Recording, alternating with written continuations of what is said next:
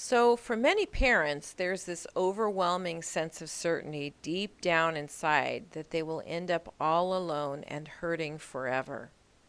You'll look at the movie here from Mr. and Mrs. Smith and how they continue to have conflict with each other. So, what happens is the parents need to have a continuous stream of troublesome interactions and high drama events with their ex in order to stay engaged and to stop from feeling that deep down fear inside. This may be news to you. Maybe you'll say, "Oh my gosh, that's my ex." Or maybe it's you that says, "I'm afraid to be alone. I've never really told anybody that, but I am deeply afraid. And I know that if I keep engaging because there's other reasons to engage, I don't really have to face the fear of being alone or the feelings that relate to that." And keeping the conflict energy in motion helps to smoke screen the fear of being alone. Because as long as you're distracted, as long as you're focused on the fight, you don't have to face that fear of being all alone. The constant interaction keeps you from calming down and thinking about the future, which may seem very empty and forbidding. When the conflict ends, there's an adrenaline rush and it stops rushing. When the rush stops, the frightened parent doesn't know how to move on. There's this empty hole that's left by the fighting, which now feels awful. When you've been so focused on the fight, your whole energy, your whole thought process, everything about you has been focused on life and death, trying to stay alive. The rush stops. There's this emptiness. From the emptiness, there's like, what do I do with my time now? In the classes that I teach live, we often have a discussion. And I say, okay, what I want you to do tonight when we talk is I want you to talk to me about what your ideal life looks like because your ex is dead. And they all go, "Oh, that's disgusting." And I go, "No, I want to know if your ex was dead, you were a single parent, you didn't have a fight with them anymore, what would you do with your life?" And I usually get complete silence because people who are so focused on the fight have replaced anything normal with, "Well, I wouldn't do that because they'd be gone. And I wouldn't do that either." Just blank stares. They don't know what to do with the time they have. So by replacing your life energy with the focus on your kids, we teach you how to move on and get rid of that empty hole that the fighting has left and the feeling that's so awful. The other thing that happens is most people who stay engaged absolutely need to have the fight. Moving on is really hard for them because most often they don't have the skills they need to manage on their own. Maybe they can't manage money. Maybe they can't manage parenting. Maybe they feel overwhelmed by life itself. Maybe they can't make problem-solving decisions, or maybe they're afraid to be alone the rest of their life. Every one of these fears, the adrenaline fears, these survival fears, if you're missing a skill, then the fight keeps you going and stops you from having to ever face that fear or learn that skill or admit that you don't have what it takes to be on your own. This is hard work, ending the conflict, because the opposite of ending the conflict is the fact that the adrenaline rush is over and it's quiet, and you have to figure out what to do with your time.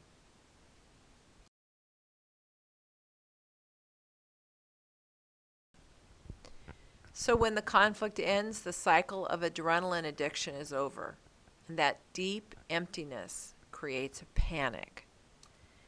And this can be so frightening for one of the parents that they have to do anything to continue fighting or finding reasons to keep the conflict going with you or you with them.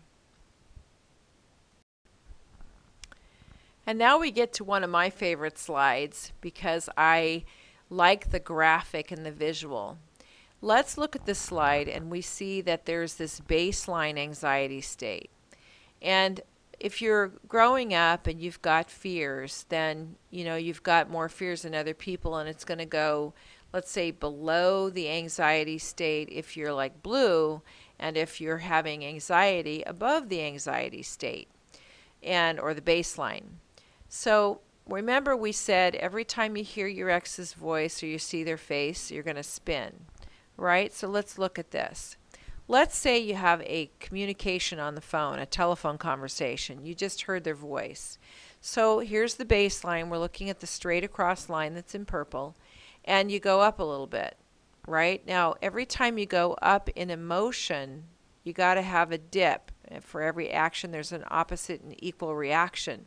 So the energy that you spent revving up then dips, and you go under, and you have this sense of loneliness. Even if you say, oh, I don't know why I feel that way, it's just what happens with the structure of emotions. And then you get court ordered to go to parenting counseling, and this is your first session that week. So you get all anxious about that, and you go a little bit above the baseline, and then you just start dipping down and you have sadness, when you got to go to court. Of course, we can notice that one revs you up pretty much. You start going up, up, up even more. But then you have a couple days of relaxation or rest, and you feel depressed. Now, you may have even won at court, but the depression is the result of your body relaxing, the cortisol being absorbed in your system, and the emptiness, the loneliness, and the sadness moving around together because you're having this face-to-face conversation. And then we have to do an extra curricular activity for the child. So we just start calming down, and we're confused. And then we have a Friday exchange, which is face-to-face, and we have anger. And then on Sunday, they bring the new honey to the exchange, and we do a crash and burn with deeper depression. I hope this helps you in a little way to understand that every single time you have an interaction with your ex, you're revved up. That's the adrenaline rush. But you got to have a dip in order to go back to normal. If you're going up, up, up, up, up, like I said before with family court system, when you're having a mediation, 3 days afterwards, you're going to be going, what's wrong with me? I'm so upset. Why do I feel guilty? Things didn't go the way I wanted to. Don't make decisions. Understand you need to eat protein. This is normal that you're going to be out of it for 3 days every time you have an interaction. So if looking at this chart, you can say, wow, Fridays we have exchanges, Sundays we have exchanges, Wednesday we have exchanges. You're never going to calm down. You're never going to be able to get your baseline anxiety state back to normal.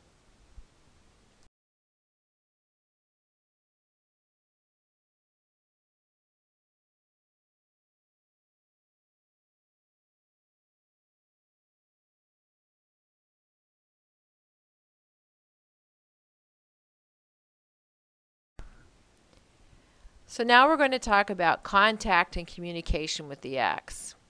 When a parent begins to negatively anticipate the reactions or the problems with their ex, it's usually in advance of the interactions.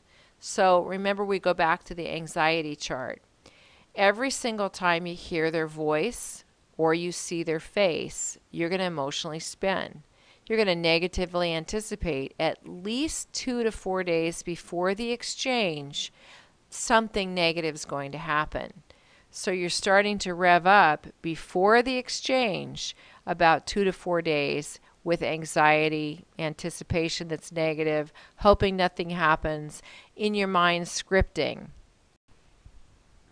So when we talk about contact and communication with the ex, you have to understand that when parents are involved in conflictual breakups, they live in higher states of anxiety, which of course is hard on their body and hard on their ability to parent and hard on the conflict because it keeps driving conflict to continue. Before every contact with the ex, the parents usually internally script and rehearse their arguments with the ex. and they try to mentally get the ex to agree on the unresolved issues that divided them. Now remember, I said all conflict is not resolvable, but what happens is about 2 to 3 days before the contact, you start revving up and thinking about how brilliant you're going to be and what you're going to say and what you're going to do when you have to face your ex face to face at the exchange, or when you have to respond to them by something that they've demanded that you respond to.